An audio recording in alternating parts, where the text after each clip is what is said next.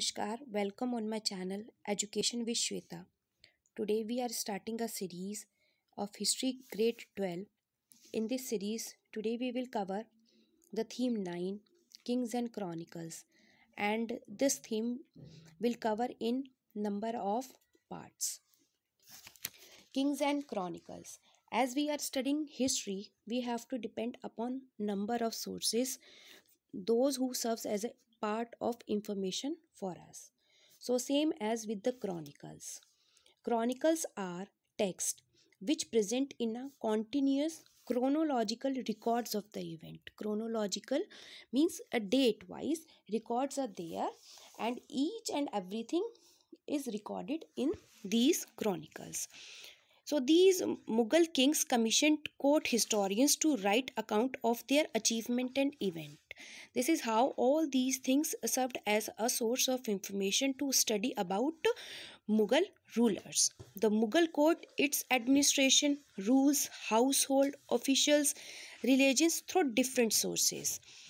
Modern historians term those accounts as chronicles because all these things, all these events are arranged in a very chronological order, and all these chronological orders, chronicles, serves as a information for us to understand more about Mughal courts.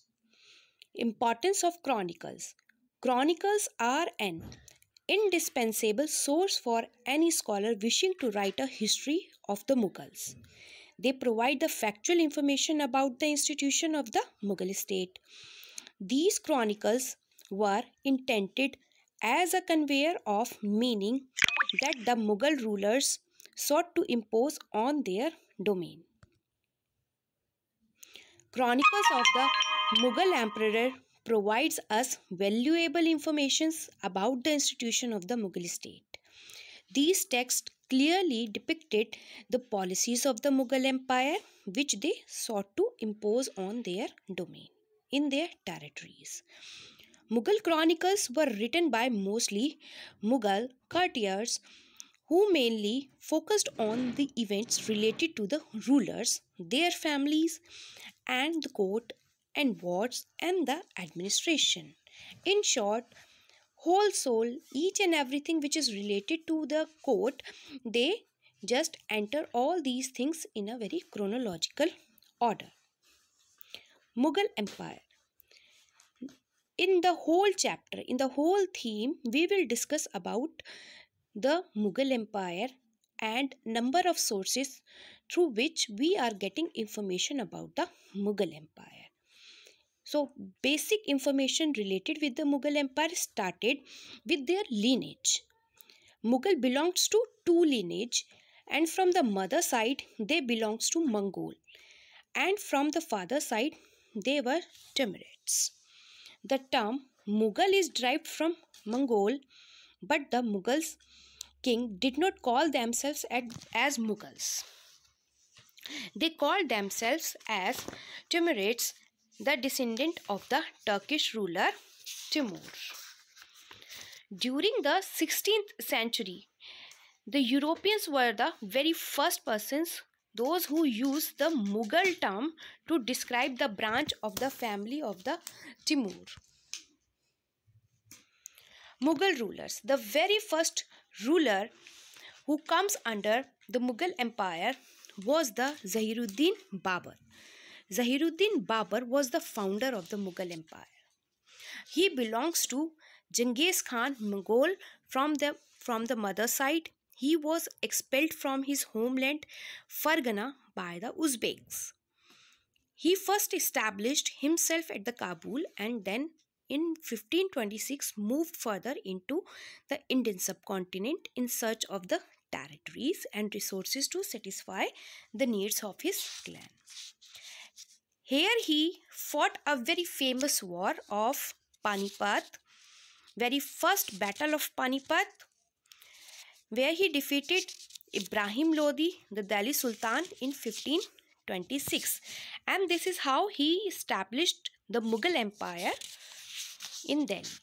The very next successor of Babur was Nasiruddin Humayun, 1530 to 1440 1556 till Nasruddin Humayun ruled over Indian subcontinent. Babur was succeeded by Humayun as the Mughal ruler in 1530.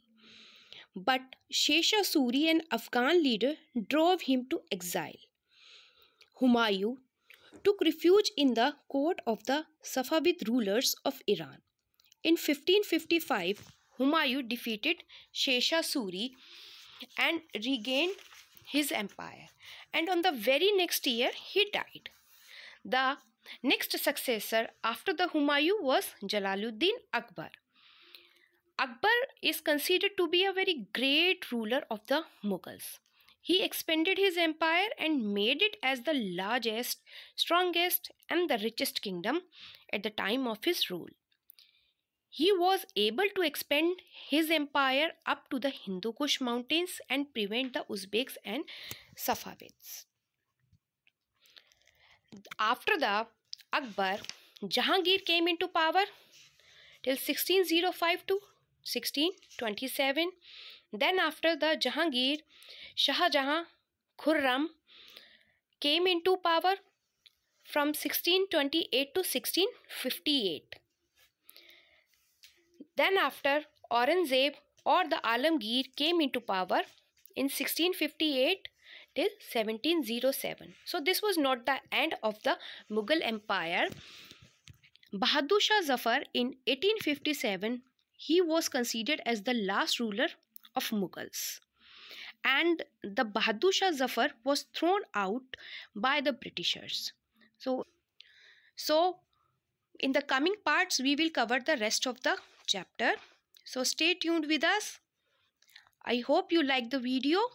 Please like, share and subscribe my channel.